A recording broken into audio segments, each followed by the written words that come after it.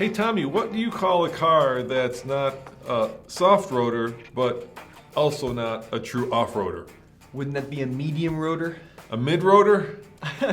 Andre says a mild roader, because that's what we're talking about in this podcast. We're talking about vehicles, and it's actually kind of a new class of vehicle that isn't quite the typical mild crossover, but isn't the full-on hardcore off-roader. So today we're going to be comparing the Bronco Sport, which we actually have parked right now in our parking lot. Yeah, that's right. And we're talking about the Ford, the Jeeps. So Yeah. Jeep has like the the Jeep Renegade versus the Renegade versus the Subaru Crosstrek, and of course versus the bestseller in this segment, which would be the RAV4 Adventure. Yeah, and we'll talk about some slightly offbeat ones, maybe like the Chevrolet Trailblazer, the new little Trailblazer. We've had some experience with that. Talk about vehicles like the maybe Jeep Compass and the Cherokee, and you know how they all kind of stack up, because it's an interesting class that really didn't exist just a few years ago. Yeah, we've actually driven all of them. We've taken almost all of them off-road.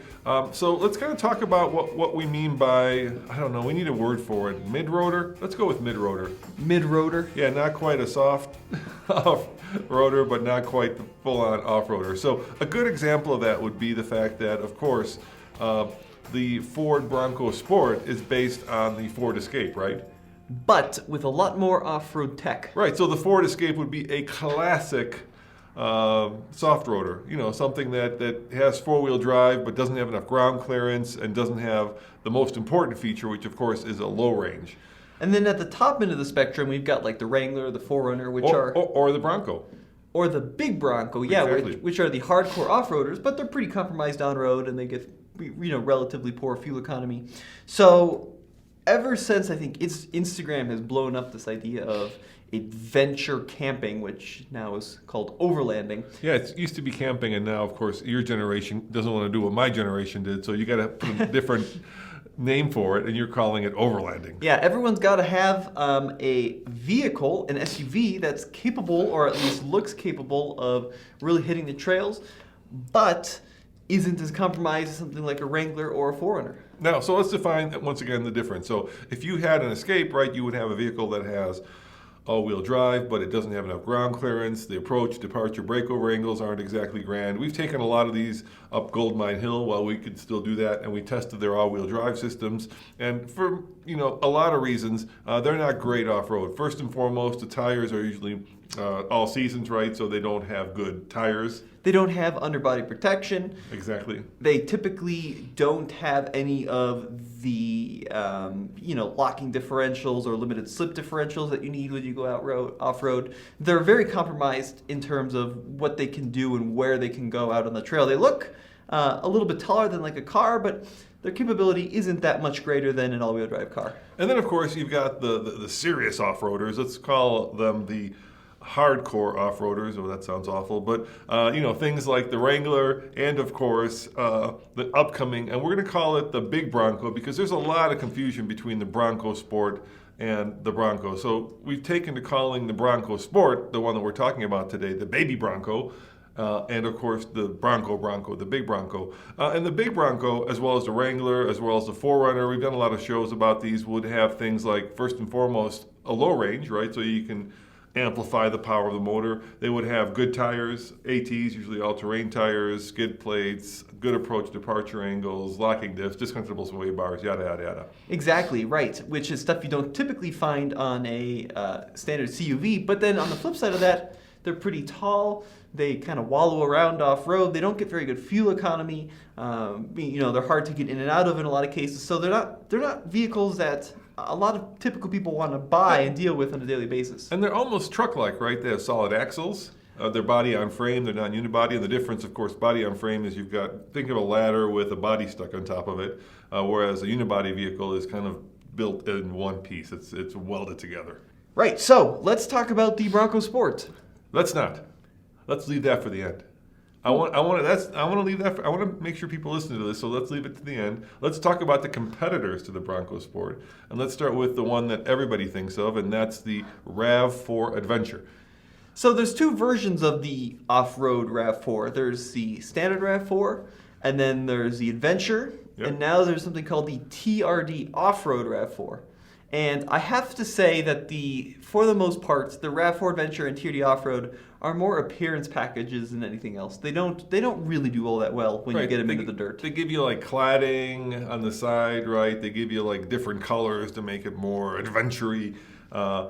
They give you they give you a lot of, like you said, stuff to make them look off-road worthy, but they don't give you the things that like the 4Runner would have, which is, of course, a locking rear diff.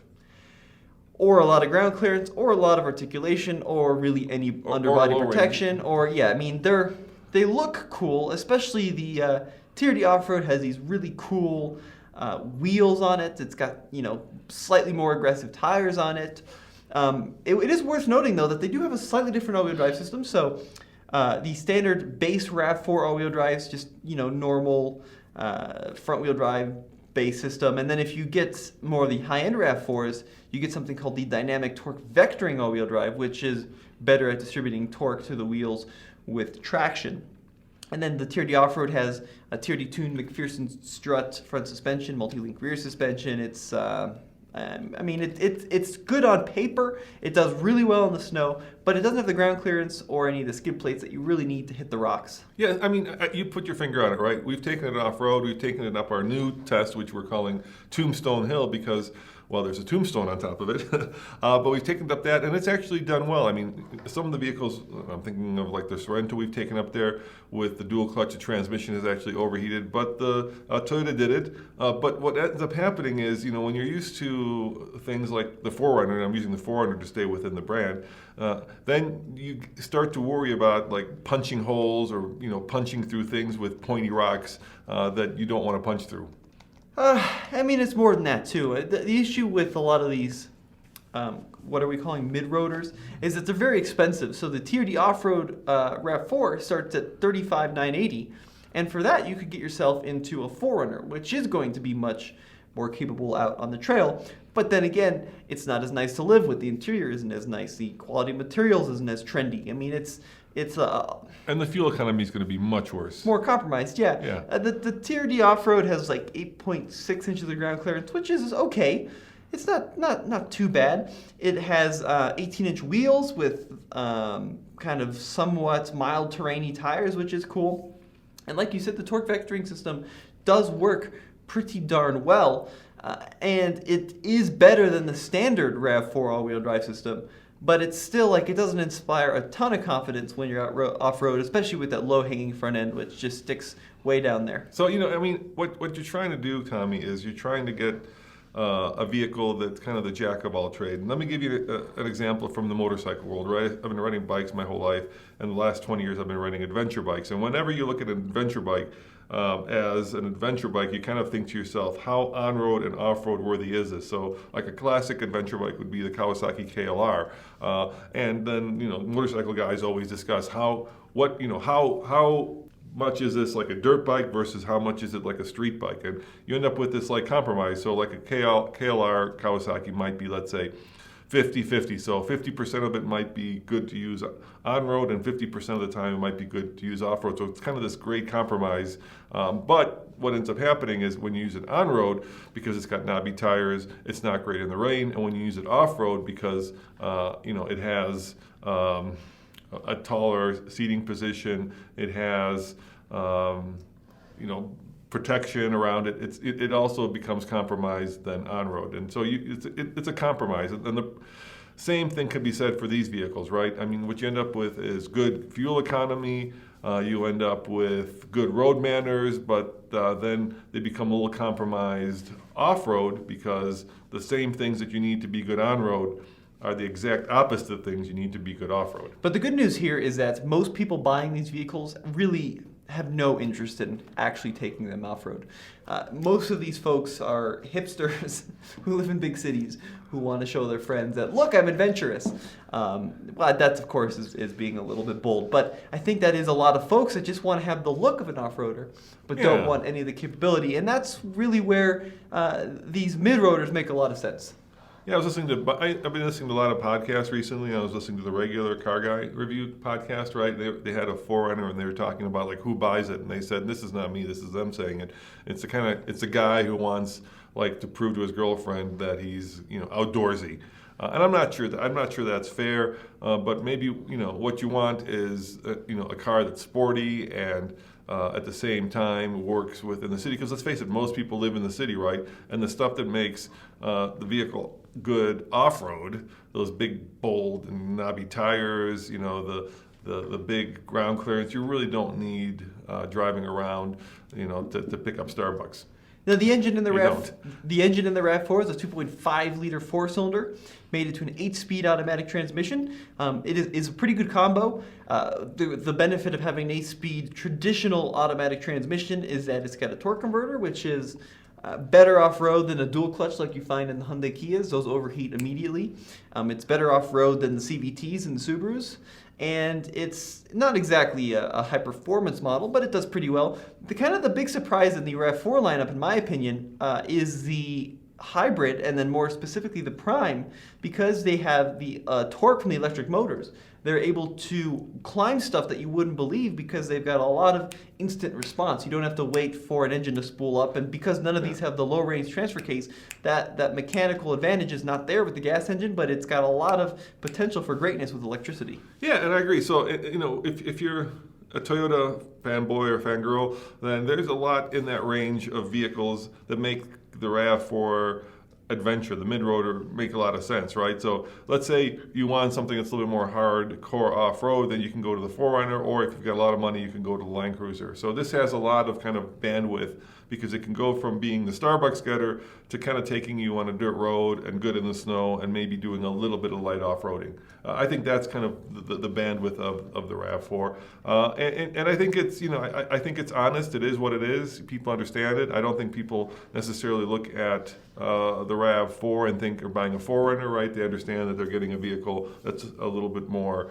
urban and less country, and I think it works. I think also that Toyota's making a boatload of money on these trim levels because, like you said, most of them don't have a lot of mechanical, like stuff you have to actually cost a lot of money to make or engineer, right? Versus like color combinations and cladding and such.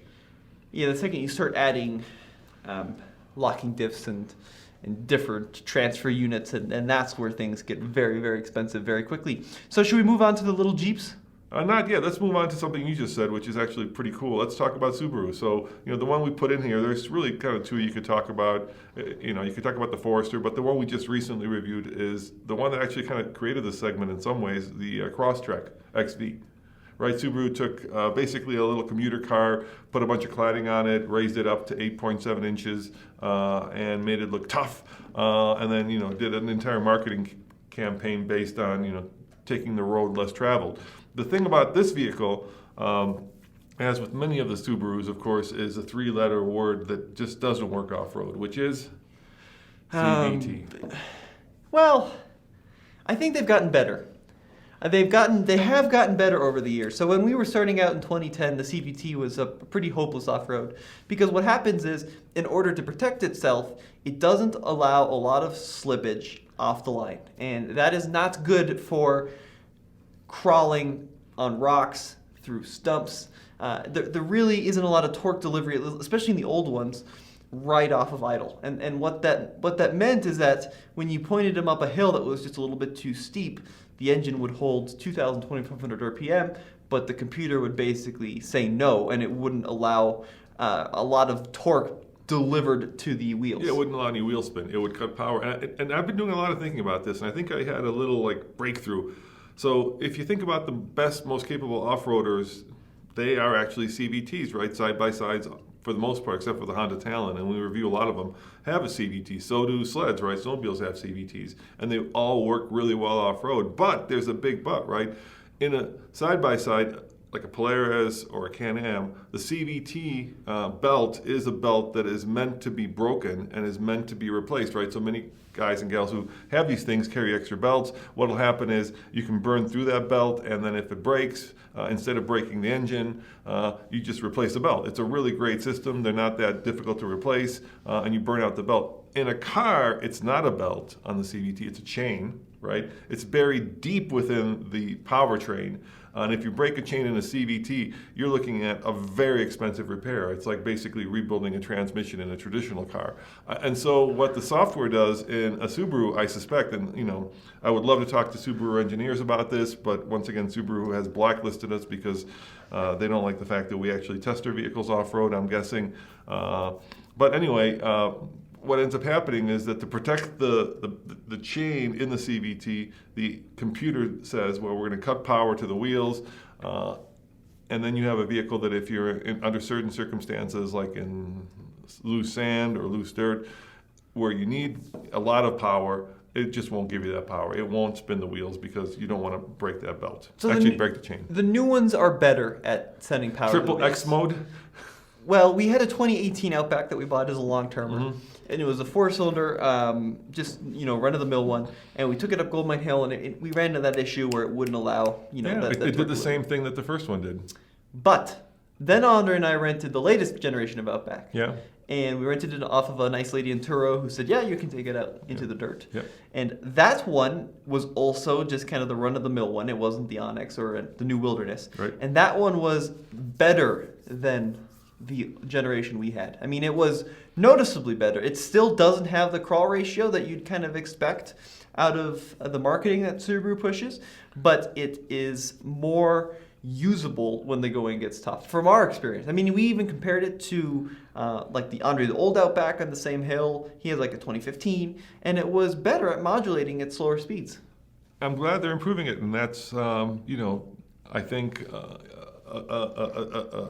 a plus and a slap in the back we have to give to Subaru, because now maybe the vehicle is actually living up to the marketing campaign. The one thing I will say, Tommy, is I think the best way that sums it up is we got an email maybe like a week ago, and I think we put up on the community page, where somebody wrote us and the guy said, hey, I'm looking to upgrade my Subaru.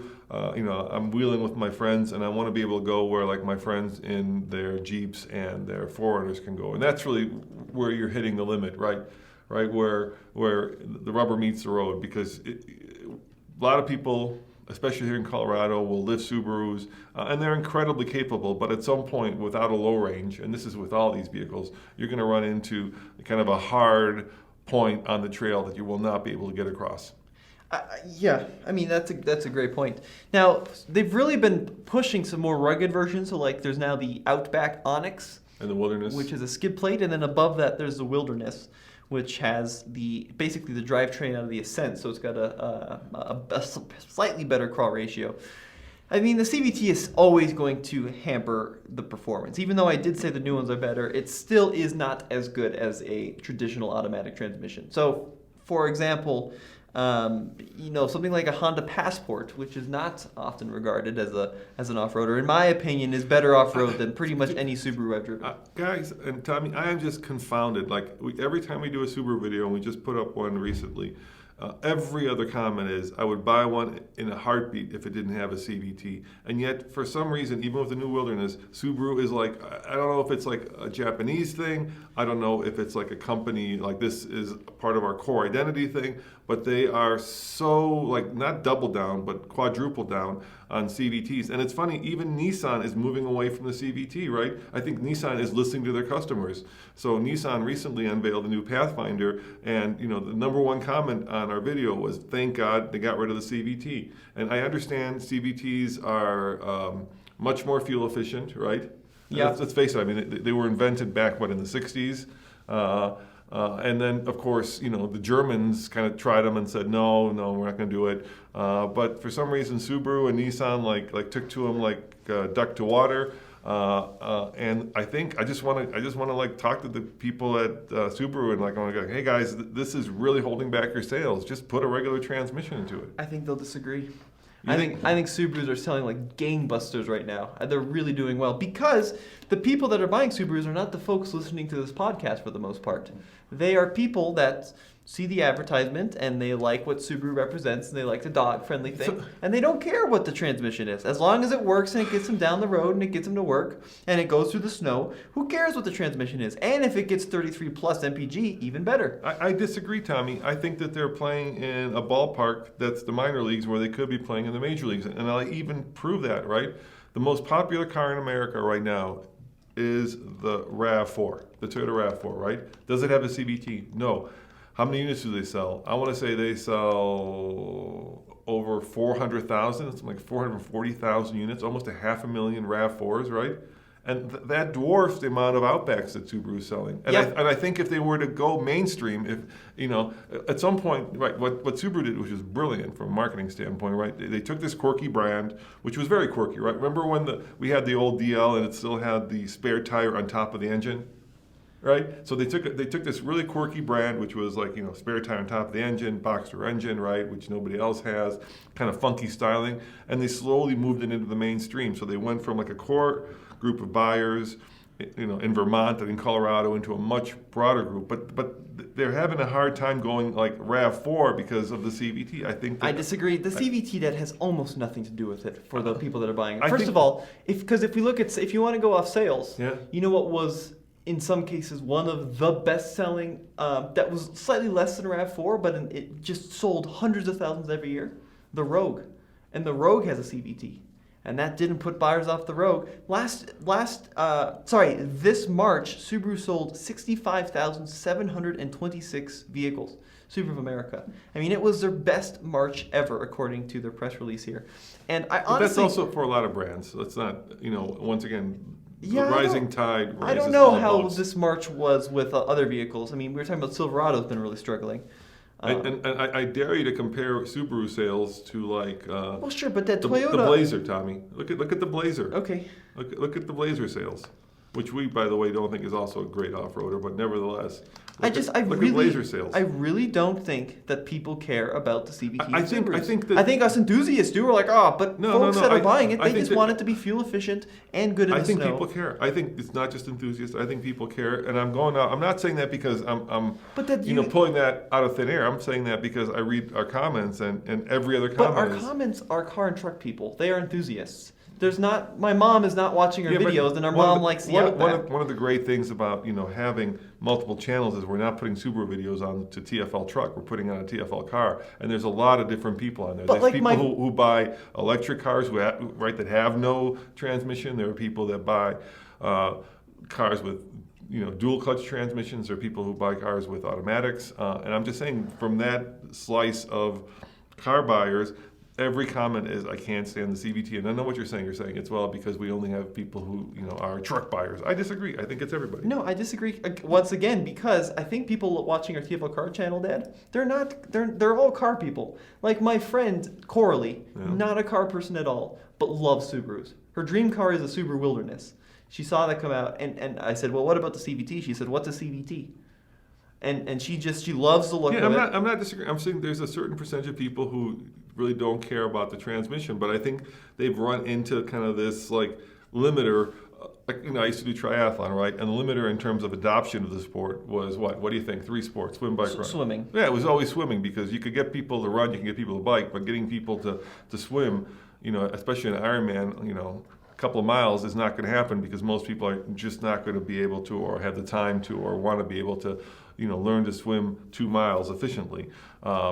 So that's always limiter, and I think that Subaru's running into that limiter now with the CVT. But I could be wrong. I think the other thing to keep in mind, Dad, is that perhaps the reason that the manufacturers went away from the CVT is not because it was impacting sales, but maybe it's a reliability thing. We have heard, especially of the older Nissan CVTs, having major reliability issues after 50, 60, 70,000 I think the miles. reliability issue that Subaru's having isn't the CVT as much as the Boxster. Right, the horizontally opposed engine that starts to burn oil at about 100,000 miles. Andre just had an experience with that. He's got an Outback with over 100,000 miles, and that thing is drinking oil like it's no tomorrow. Yeah, but I think when you're talking about, if you're listening to this podcast, you're probably an enthusiast. When you're going off-road, yes, the CVT is still a big issue, and it does definitely hamper. Even though it's gotten better, it does definitely hamper its ability to hit the trail. Obviously, as somebody who's the publisher of this channel that works with every manufacturer, we really try to be as fair as possible. I don't want to come across as sounding like sour grapes. And of course, every time I talk about Subaru, people point out the fact that, well, it's Roman and he's kind of, I hate this term, but upset about, I'm not even going to use the term, upset about the fact that Subaru doesn't work with us. And that's true, Tommy. So maybe I can't be the most objective person in the world. And their sales have been going up, but I really try hard to take my emotions out of it. I just, like in the latest video, I believe they took the new Wilderness up Imogene, right? It looks like it was Imogene. And that's a car that I probably wouldn't want to take up on Imogene.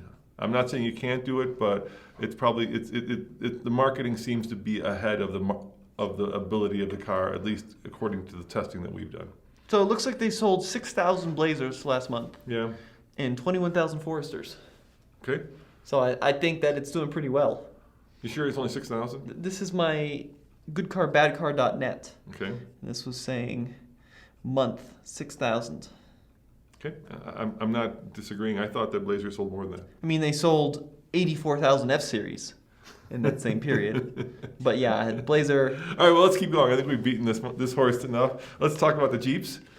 So we want to talk about two Jeeps. We want to talk about the Renegade, which doesn't have a low range, and the Cherokee, which does, or at least certain versions of it do, right?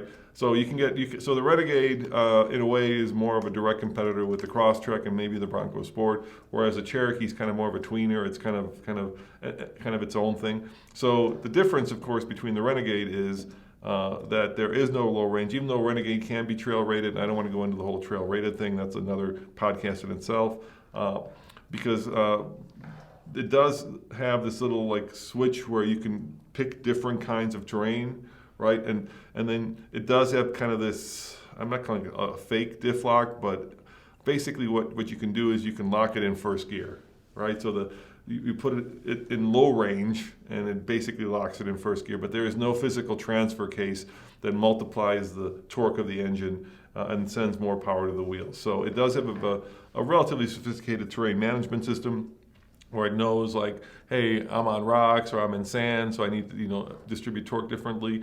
But if you really do want the one that you can take into some serious off-road, go for the Cherokee, which does have a true low-range transfer case. So the Renegade, there's two different deals here. There's all-wheel drive lock, there's a low range, and then there's a Diff Lock. And we should probably clarify the differences between them. Okay. Because I think that kind of. Yeah, why don't we go back to basics? It's a good idea. Yeah, exactly. So most of the crossovers are front-wheel drive based until there's some kind of slip, or you're going on the throttle, or and that's for fuel economy reasons. Yeah, for fuel economy, right? And then it will engage the rear axle. So, like in the Renegades and the Compass and the Cherokee, they've got a mode called all-wheel drive lock, and then what that does is it does its best to simulate like putting a truck into 4-high. So it does its best to lock the front and the rear axles at the same speed, which is supposed to be more permanent 4-wheel drive. Whether or not it does that, I mean, most of these systems have some kind of clutch, something called a power transfer unit that sends power to the rear. So whether or not it actually locks is a little bit fishy, but it is something that is capable of doing so. Now, when you talk about the 4-low, the Cherokee, I think, is the only vehicle in its class to have a proper.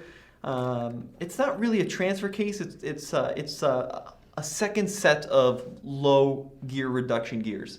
So you stick it in low, and then it's like putting a Wrangler into 4-low. And the way it works is it's got this crazy power transfer unit in the rear with an additional set of gears. It's nuts. But that does multiply the torque.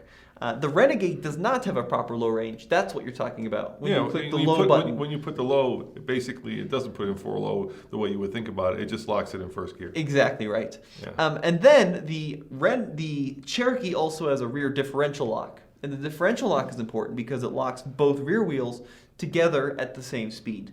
And that is crucial when you're off-road, because when you get it tippy and articulated with an open diff, all the power just goes spinning in the wheel that's in the air. So if you're watching this, let me do something with my hands to kind of demonstrate the difference. So some systems have clutches. So imagine me putting my two hands together and kind of holding them together. And then there's a way either using viscous fluid where you can keep those two clutches together so that like my arms, my elbows would be attached to the wheels so that it locks the wheels so that they're both spinning at the same rate. That would be kind of a way you could simulate a true locking rear diff. However, a locking rear diff in the traditional sense, now see, if you're looking at this in the podcast, if you're listening to this, it's hard to imagine, but imagine me taking my fingers and locking my fingers together. Those are the gears meshing, and then obviously that's a true locker, right? Then you, if you like get in the position where one of the wheels hits a rock, they will both keep spinning at the same time, and you could break a tooth, I suppose. But with you have the two clutches with the two hands together, you can get slippage, and that's the difference between like a true locker,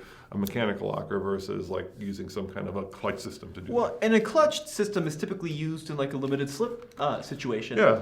But keep in mind, Dad, that a lot of these crossovers don't even have those clutches in the back. Right. A lot of them are just pure open diffs, and then the way they actually send power left and right is by squeezing the brakes. So Jeep calls it brake lock differential, where you clamp down on one brake and then the power gets sent power to the wheel. And the reason you have to do that is because if you lock it in a mechanical way with my fingers locked like gears, then the outside wheel has to travel further than the inside wheel when you're going around a turn. And then if they're locked, what ends up happening is one of those wheels has to slip, and you get what's called crabbing, right? Because the wheels are spinning at the same rate. And that's why vehicles have open diffs, because if you think about a vehicle going around a corner, the outside wheel always has to travel further, so it has to turn more than the inside wheel. Now, in the Jeep family, the most off-road worthy ones have an option. They're called Trailhawks, so it's like the Trailhawk package. Right.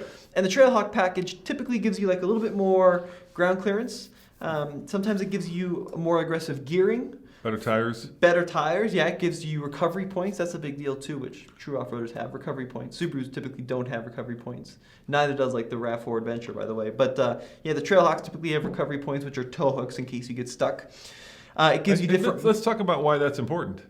Not just it helps you get unstuck, but if you're stuck and you don't have a recovery point, let's say that you're using, which you shouldn't be using, let's say that the only thing you can do is now the vehicle's stuck, let's say it's stuck in mud or in sand or something, and you got to pull it out of there, right? If you have a big hook, you can just hook to that big hook, and that hook is attached to the body of the vehicle, so you're not going to pull the fender off, or you're not going to pull a wheel off, right? If you don't have those recovery hooks or recovery points, where do you attach it? Well, so most vehicles have a little like screw-in eyelet. Yeah, but those are usually for traveling. Those are for the roll-on, roll-off boats, right? Yeah, it's like transporting. It's to transport them so that they don't move or on a boat or on a truck. And like when you're dealing with recovery points, there's different ratings. So like that little hook that you screw into the hole may be decent for holding it down on a tow truck. But if you try yanking it, you might end up ripping it out of the bumper or ripping the front cross member off of the bumper. And so bad stuff can happen. Whereas a recovery point is basically, mounted directly to the quote unquote big old metal hook. hook. It's mounted quote unquote to the frame or the unibody. Yeah. So that thing's going to take the abuse of being pulled and yanked, and it's not going to damage it. So if you're talking about like recovery points, like the Cherokee Trailhawk has it, the Compass Trailhawk has it. And they always paint them like red to show. The Renegade Trailhawk has it. The Bronco Sport, certain trims have it. It's like how do you tell a vampire? Well, it's got those pointy teeth, right? How do you tell an off-roader? It's got red tow hooks. So vehicles that don't have it, I've never seen a Subaru with a proper recovery hook, at least on the newer stuff. The RAV4 doesn't have it. The Chevy Trailblazer has a fake one. That's an interesting thing. It's got like this little plastic nub that's supposed to look like You're gonna pull that off if you attach a tow rope to it. But yeah, the Trailhawks are very good off-road, and they also have select terrain traction management. So, and this is another big trend that we've seen in this class, where basically you turn a knob and then it puts the car in a certain mode for sand driving or rock driving or mud driving. And I think they pretty much all have it now, but it's largely software. Yeah, and then the other thing that most serious off-roaders have is they're tested to a certain depth of water fording, right? Because when you're off-road, chances are, and we've done this a lot, you're going to have to cross a stream, a river, something, right? Mud. And if you get water into most vehicles, you're going to total that vehicle, because what ends up happening is there's two things that water does that's bad. First, a lot of the vehicles have computers, right? Electronics that are sensitive to getting wet. Mm-hmm. And then, of course, the other thing is you need to have the ability to keep water out of the engine, because a lot of vehicles, the best place to get air into the engine is underneath, either at the front, which is, in the by the radiator, which is going to get water into the engine if you're crossing a river or fording a stream, or actually lower than that underneath the car, right? Or behind that, like front wheel, right? A lot of them take air in underneath behind the front wheels. And that's also bad if you're on a dirt road because you're going to get a lot of dirt in there. So serious off-roaders will somehow have the ability to change where that air is going into the engine. Things like, let's say, the alternator, which you don't want to get wet, will also be mounted up higher. You'll even in Australia, it's very popular. In Africa, you'll have a snorkel, and then those electronics will be mounted up higher. And most mid-roaders, don't have any of that. So you don't want to really cross or ford anything deeper than like a puddle. So the deal with let's keep going on this subject because I think it's interesting. The deal with the select terrain systems, for the most part, I find it to be mostly marketing. In some cases, it changes the all-wheel drive programming and the traction control programming to better suit different terrains. So Land Rover really works. I would say Land Rover system isn't marketing. Well, they pioneered it in the early 2000s. Yeah. And the idea is when you're in mud, for example, you want some wheel spin, right? Yeah. You want that thing to spin up. You want to clear the mud out of the little tire grooves. The nubs, yes. The nubs so that it grabs. But when you're on the rocks, you don't want that spin. Right. You want and that's the idea. You can dial it in. Subaru uses X mode, which for the most part doesn't do much in my opinion. It does a little bit, but not much. Jeep uses this little spinny terrainy thing, which doesn't do much in my opinion. The Toyota RAV4 has buttons, which don't do much in my opinion, a little bit. And the Ford Bronco Sport, the baby Bronco, has goat mode. Yeah, goat mode is the same thing. Those did do something. That was pretty impressive. Goes over any terrain. Yeah, exactly. Goat mode. The Toyota system does a little bit. Talk about marketing. You know which one works well, actually? What? The Mazda system. The Mazda's got this little linguine noodle button. It looks like this car driving over a linguine noodle, which is supposed to be rocks. You push that, and that makes a pretty big difference. But for the most part, it's a cheap and easy way for a company to add quote-unquote more capability without really engineering in skid plates and and then diffs like Jeep and Land Rover obviously do a lot of off-road testing. So if a vehicle is trail rated, right, which you can get a Cherokee or Renegade trail rated, it is designed to meet certain criteria of approach, departure, water fording, and they are tested. And so it's nice to have a vehicle where there actually is like a set of criteria that the vehicle has to meet in order to get that trail rated badge. Yep. It's kind of exact opposite of having marketing. Whereas be your guide. Like the Toyota system is, it gives you rocks on the screen. Right. But apart from that, in the real world, I haven't noticed that much of a difference. Land Rover does work well though, especially with the air suspension. They can height adjust. Yeah. You can make the vehicle taller so you could ford deeper water. Yep. The other thing we need to talk about, I think, if we're going down this rabbit hole, Tommy, is basically let's call it off-road cruise control. Right. Those little buttons. Or hill descent. Or hill descent, which is kind of the same thing. Every car now has to hill descent. That was like a BMW X3 or something. They had 22s in it hill descent. And I don't like it. I don't use it for the most part. It seems to be. What usually it does is it locks the vehicle into a speed, so you don't have to modulate the gas pedal. Or if you're in an electric car, the throttle pedal. What you do is you say, hey, I want this thing to go, usually it's between 1 and 5 miles an hour, and then basically it uses a terrain management system to keep you moving at that speed. I find that a little disconcerting. I'd rather modulate the speed myself. But if you're new to off-roading, it does make it a little bit less dangerous. And let me give you an example of that. We were just in Moab doing the Moab Rim, and there's this one obstacle called the Devil's Crack, which is basically on the side of a cliff. So you've got like this 500 to 1,000 foot fall onto the road and then into the river. And if you're modulating your speed yourself and you get that wrong, you are going to fly off the cliff, right? If you hit the accelerator too hard, no amount of braking is going to keep you from going down the cliff. And so in that case, I suspect it would be much nicer. Especially coming down, right? Not going up. Going up, you're probably going to go flying up the mountain. But coming down, if you don't make that turn, you're going to go over the cliff. Yeah, I just like it's nice to have, but I've never really felt it to be all that. Once again, it's I always feel like you have more control using the brake and then sticking the transmission in like first gear. It's software. Yeah, it's all software for the most part. For the most part, yeah. So I want to talk about a couple other honorary mention vehicles. All right, before we get to the Bronco, baby Bronco. Yes. Okay. Probably the biggest off-road surprise that I've driven all year is the little itty-bitty Chevy Trailblazer. This is a 3-cylinder Korean-built crossover, little tiny thing that you would never expect to be. Which is weird because the Trailblazer used to be a big old It's very American confusing. V8. Yeah. It's a mess. But they do one called the Active. Yeah. And the Active had a real skid plate, which I Wow. was like astonished by. It had pretty decent little off-road tires on it. And it was kind of a beast off-road for being as little and kind of plucky as it is. I was pretty blown away by how good it was, and it's also cheap. Now the other ones I want to talk about are all the Hyundais and the Kias. With the dual clutch. So yeah. Hyundai and Kia make a very good all-wheel drive system, but the cars do not work very well off-road because of the transmission. They use this tech called a dual clutch transmission, which is kind of like what you'd find on a race car or yeah, sport. race car or They're something. usually reserved. The Germans went dual clutch for a long time. On all their really high performance cars, and they found out that people hated them in stop-and-go traffic, that they overheated, and that they were really herky-jerky, and then they went back to regular torque converters. So with the dual clutch, Jeremy Clarkson, I think, did the best analogy of this I've ever heard. It's basically like you have a butler, and you're in first gear, and he's got the second gear ready to hand to you, right? So the second you want second gear, it's right there. There's no torque converter. There's nothing that allows the engine to actually slip a little bit, and so you're always in a gear. The issue with the dual clutch systems is there's no torque converter, and basically I just said that. when you're trying to go slow, they're just slipping clutches. Right. So they get really hot and they start to smell really bad. So like the Kia Seltos has a good all-wheel drive system. I mean, it's good at distributing power, but when you're off-road, it's just like, I mean, it's constantly fighting you, and then eventually it says transmission overheated. Yeah, and same thing happened actually with the Ridgeline. Well, that was a little bit of a different story. That's That was good. That we were just taking that on a trail that was far too hard for it. And we're talking about overheating transmissions because that's one of the issues that the Baby Bronco has experienced, at least in other reporting. We didn't get that. Not the transmission. It's okay. So let's Power transfer unit. Yeah, we're gonna get deep in the woods here. So go for it, Tommy. Well, so the Bronco. Let's Baby talk about the Bronco. The Bronco Sport. The baby Bronco. The little one. Yeah. Yeah, that's the one we have at our office. That's the one that's currently at dealers. It's based on, like you mentioned, the Ford Escape platform.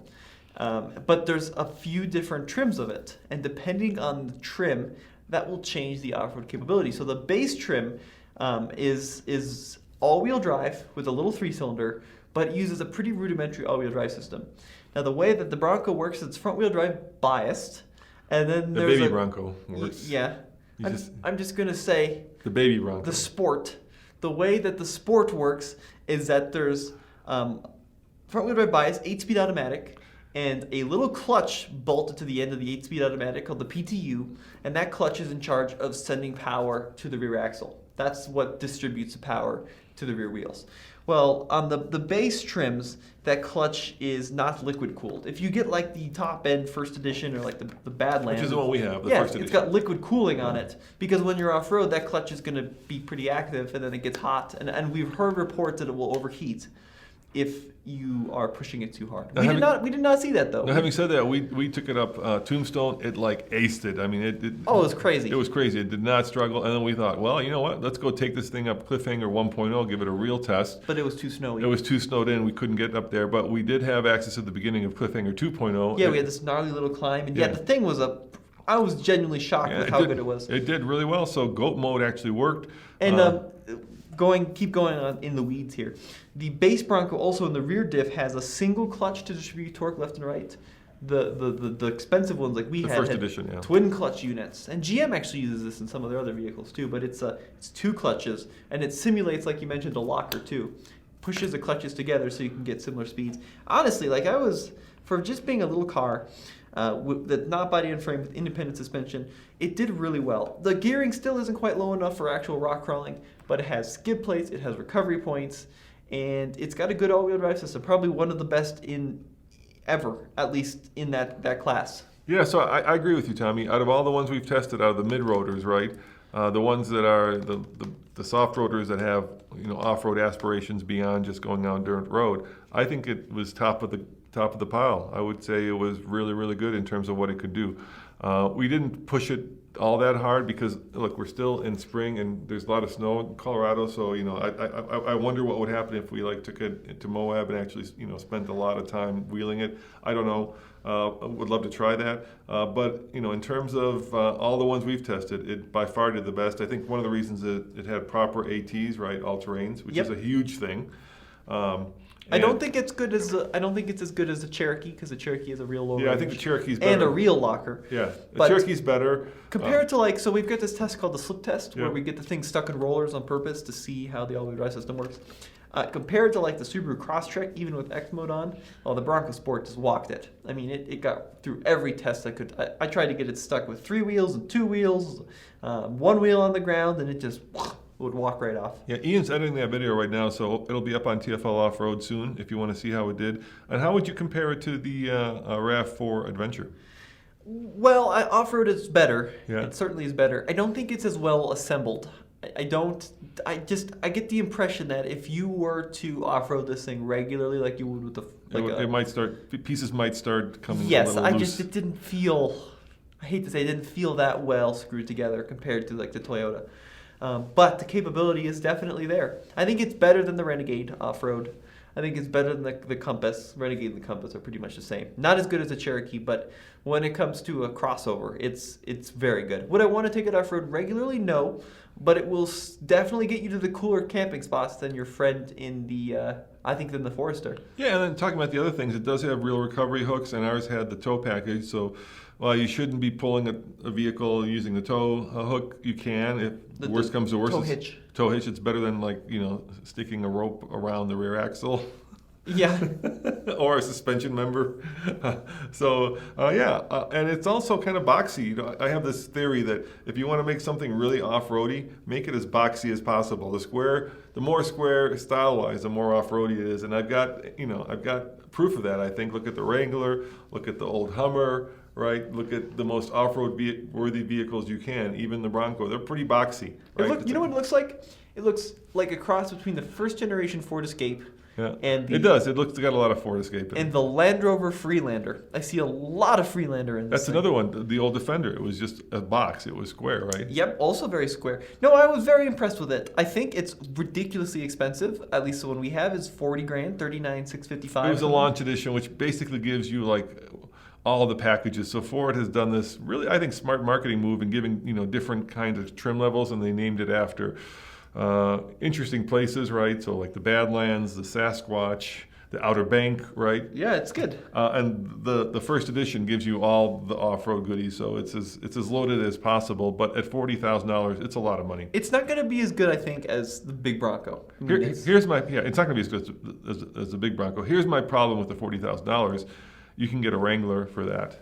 And you can get a pretty nice Wrangler for that. Sure. And even a base Wrangler will go farther than a Bronco Sport. But off-road. The Wrangler is also going to be more uncomfortable and more Yeah, sure. It's and like driving a brick into the wind. The fuel economy is going to be not great. Like you said, it's more compromised. Solid axle. It's much more compromised. For regular off-roading, I still wouldn't take the Bronco Sport. Even though it's very impressive for what it is, I think you're going to start overheating stuff if you're planning on long trails of hard terrain. Because, like you said, it doesn't have a low range. So you're putting a lot of stress on that first gear and that transmission. But how about the interior? Did you like the way it was designed inside? Yeah, it's okay. I mean, I like ours at $40K. But I was poking around online looking at the base ones. And if you spend less, you really get less. Like plastic steering wheels, even for more money than you'd expect. But ours had some really thoughtful touches that, for instance, our Defender has. So when you put the seats down, there's kind of this, instead of having bad carpet on the back of the seats, right, it's got this kind of plastic, which is great. Yeah, it's got like a rubber mat, which is like a rubber cool. mat, so if you throw like a big, let's say, Bernese Mountain Dog inside there, it doesn't get the carpet all yucked up. It also has rubber floor mats. Ours had cloth floor mats. It didn't have rubber floor but mats. It has rubber floors. It has rubber floors. Which Yeah, like the cool. Defender, yeah. Very cool, yeah. It's got these cool little cargo lights in the back, which you can move around and spit about. I mean, I think it's a cool little thing. And they took a page out of Jeep's book. There's a lot of little Easter eggs hidden everywhere. Right? Tons of them. If you have one, look where the gas cap is. There's a surprise there. Open up the gas cap and look under there. You'll find something really cool. Tons of little Easter eggs. Yes, for sure. I think it's going to fit a lot of people's lifestyles better than the bigger Bronco. Everyone wants a bigger Bronco, but this makes more sense for more people. Are we forgetting any of these mid-roaders that are out there? For the most part, Tommy, it's funny. The Germans don't really do anything. Like we just had I'm thinking of the Atlas Base Camp, which was a bit of a disappointment in terms of off-roading, not in terms of like a regular car, but the Atlas Base Camp was this like real off-roady concept that they rolled out, and then when the actual vehicle came out, it became basically a complete appearance package. Yeah, the Honda Passport and Pilot have an excellent all-wheel drive system. It's called iVTM4. It's incredible. Very good, actually, off-road. Not enough clearance or good tires, but it can be made to be pretty impressive. CRV is not very good off-road. And then all the Mitsubishis have this like locking center diff. I'm not sure it's a real locking center diff. I don't think it even is a set. Yeah. Right, but they have that button. I think it's a little... We took the Eclipse Cross off-road when it first came out, and Nathan was blown away by it. That had a CVT, and that one didn't cut power, which was cool. Yeah. So that was actually pretty impressive for what it was. I'm trying to... Does the new one have a CVT? I don't think so, right? They went to a... No, it's got a CVT. Does it? Yeah. Well, at least the Eclipse Cross does. Yeah, we just drove it and I forget already. Oh my gosh. Yeah, I think they all do. I think the big Outlander has one too. Yeah. Yeah, I'm pretty sure that does. Nissan. So Mazdas, you said you like Mazdas, Mazda right? has a good all-wheel drive system. Another one that doesn't have enough clearance or good tires or underbody protection. The Rogue is really it's not more of an very good. on-roader than an off-roader right now. That would compete in the same segment. Yeah, Rogue is not too good. I think we pretty much covered it. Like I said, the Germans really don't do off-roaders except for the G-Wagon, which is odd, but they don't. They used to. Yeah, the first generation Touareg. You know, the Volvo XC40 is pretty good. Yeah. Nathan and Andre took that off-road and were very impressed by it. That was pretty cool. Volvo does a good system. The Volkswagen, they got discontinued it, but the Golf, the little wagon, the all-track was pretty good. That was pretty good, yeah. For what it was. Yeah, not enough ground clearance, not enough. It's more of a station wagon. Let's face it, station wagons are out of vogue right now. So even the Subaru Outback, which is basically a station wagon, has turned into kind of a real crossover. It's got station wagon styling, but it's really a crossover. And then, of course, when you get to the really big stuff, like the Defender's very good off-road. The bigger Range Rovers are pretty good off-road if you get good tires on them. Yeah, but then you're talking, a Defender starts at just under $50K, so yeah, you're talking a lot big more money. Yep, very different class. But you can get a Wrangler for I think $27,000. So you can, if you really want to. And let's face it, Tommy, even a base Wrangler, the Sport, right, which doesn't have the stuff that Rubicon has, is really good off-road. I mean, we had the JK, which is a last generation Sport, and I took it up a trail called Top of the World in Moab, which is pretty hardcore trail, and it did just fine. It's good, yeah, oh for sure, yeah, and they're lightweight too. Let's see what the cheapest Wrangler on Auto Trader is. Curious. All right. Price lowest. It is and brand new. You're looking brand new. Brand new, yeah, for sure, new. Yeah. I would be there it is, 25.9. There you go. Yeah, soft top, manual transmission, 2-door. Yeah, and probably no air conditioning though. I would be completely remiss if I didn't mention this because it's true. You can get almost any pickup, at least here in Colorado. If you're in the South, you might be able to find some 2-wheel drive ones, or in California, we really don't get 2-wheel drive ones. But you could find almost any pickup that will be much better. I mean, a lot better than any of these vehicles that we discussed off-road, because a pickup will, for the most part, it's changing, but for the most part, will have a true low range, will come with all-terrain tires, especially if it's an off-roady one, right? So for $25,000, you could get a pretty seriously good off-road Colorado, or pick your mid-size pickup of choice, and they'll be really good off-road. Yep, very good Ranger point. Actually, for $40K, that's what I kept thinking to myself when I was test driving the Bronco Sport off-road. I thought this is really good, the baby Bronco, right? But I thought for $40K, I could get a hell of a Ranger. Yeah, and it'll do everything. And the big difference is, and here's my epiphany, Tommy. The big difference between like a pickup truck and a proper off-roader is you're not afraid of breaking expensive things. While this baby Bronco is really good off-road, what happened was we took it up the little like I don't know, like 1/10 of the way up Cliffhanger 2.0. We couldn't go higher because there was snow. But then the second you go a little bit higher, you get these big boulders. And actually, in the video, I had to remove a lot of them because what will happen is you will hit a big boulder, and you will hit a big boulder into that plastic front bumper or into that plastic little section that hangs below it, right? And you will start doing very expensive damage to these vehicles. Whereas pickups and Wranglers, right, all these bits are either protected, or they're metal, or they're cheap. Good point. Yeah, right? That's a good point. And you don't feel like I'm not saying you're going to break anything, but if you do, you feel like it won't break, or it won't be expensive to replace. Well, let us know what you think in the comments below. Yeah. Yeah, and as always, this has been Tommy. And Roman saying thanks for watching, and check out Tommy's and my video of the baby Bronco off-road. Yeah, you'll be surprised how good it was. I was blown away. So congratulations, Ford.